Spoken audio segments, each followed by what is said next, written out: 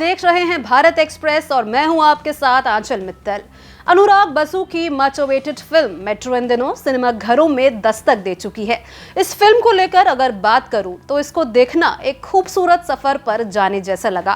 कहा जाए ना तो ये सिर्फ एक मूवी नहीं है बल्कि एक अलग एक्सपीरियंस है जो दिल को छू लेता है।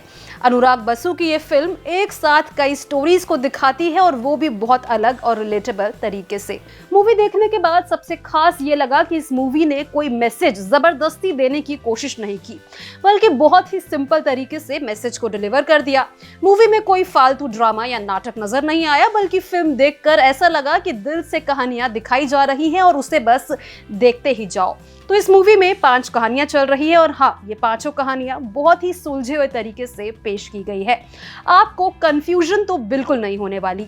अब हर कहानी में क्या खास था उस पर भी बिना स्पॉयलर्स के बात करते हैं। तो पंकज त्रिपाठी और कोनकना सेन की क्या तारीफ करूं। दोनों ने एक्टिंग में अपना 100% दिया है और जहां पर स्क्रीन पर पंकज त्रिपाठी नजर आ जाए वहां दर्शक बोर हो जाए, ऐसा तो कैसे हो सकता है। फिल्म में अपनी उलझी हुई जिंदगी में वो दर्शकों को मनोरंजन का तड़का देने से पीछे नहीं हटे। उनकी कहानी की बात करूं तो वो भी काफी इंटरेस्टिंग रहने वाली है। कोनकना सेन ने भी अपने काजोल के किरदार से एक स्ट्रॉन्ग वुमेन को दिखाया है। मोंटी के किरदार में पंकज त्रिपाठी और काजोल के किरदार में कोनकना सेन ने पति पत्नी का किरदार निभाया है और इनकी जोड़ी की कहानी एक्स्ट्रा मैरिटल अफेयर पर बेस्ड है।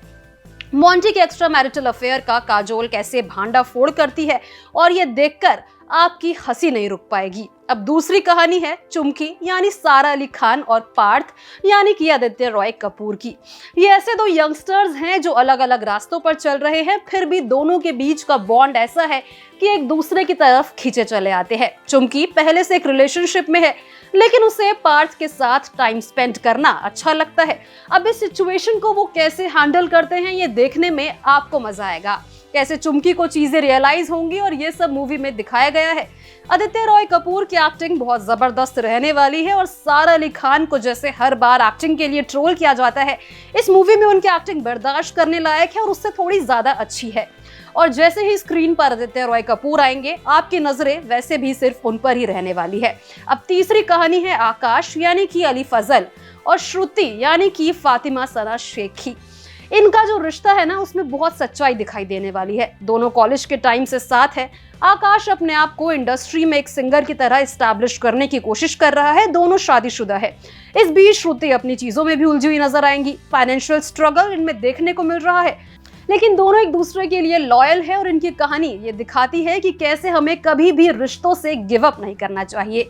अली फजल ने अपने किरदार को ईमानदारी से निभाया है और उनकी एक्टिंग में एक डेप्थ दिख रही है। फातिमा सना शेख ने भी अपने किरदार के साथ जस्टिस किया है और उसमें पूरी तरह से वो खोई हुई आपको नजर आएंगी। अब चौथी कहानी की हम बात करें तो वो शिबानी यानी कि नीना गुप्ता और परिमल यानी कि अनुपम खेर की है। दोनों ने अपनी एक्टिंग में पूरी जान डाल दी है। दोनों कॉलेज के जमाने में रिलेशनशिप में थे लेकिन किसी वजह से वो अलग हो गए। दोनों की जिंदगी अलग अलग चल रही है। शिबानी अपनी शादी में रह रही है लेकिन एडजस्ट करके, वही परिमल की पत्नी इस दुनिया में नहीं है। शिबानी के किरदार ने सिखाया है कि कभी कभी माफ कर देना गलत नहीं होता लेकिन जिंदगी में पछतावा भी नहीं रखना चाहिए। तो इनकी कहानी आपके दिल को जरूर छू लेगी। फिर इसी मूवी में काजोल यानी कोनकना और मोंटी यानी पंकज त्रिपाठी की 15 साल की बेटी का एक एंगल भी दिखाया गया है कि वो किस बात से कंफ्यूज्ड है कि उसे लड़की पसंद है या फिर लड़का। फिल्म में वो कैसे स्ट्रगल कर रही है, अपने पेरेंट्स के रिश्ते को कैसे हैंडल कर रही है, ये देखने में आपको बहुत अच्छा लगने वाला है। इस फिल्म में अनुराग बसु का जादू चल गया है। उनका डायरेक्शन ये साबित करता है कि वो ह्यूमन इमोशंस को एकदम परफेक्ट तरीके से स्क्रीन पर दिखाते हैं। जिन लोगों ने इसका पहला part life in a metro देखा होगा उन्हें इसे देखने में थोड़ा डर लग रहा होगा कि क्या उन्हें ये मूवी देखनी चाहिए, क्या उनकी उम्मीद पर ये मूवी खरी उतर पाएगी, क्योंकि सीक्वल्स अक्सर खराब रहते हैं। लेकिन इस बात की टेंशन लेने की आपको बिल्कुल जरूरत नहीं है क्योंकि ये बिल्कुल वर्थ इट रहने वाली है।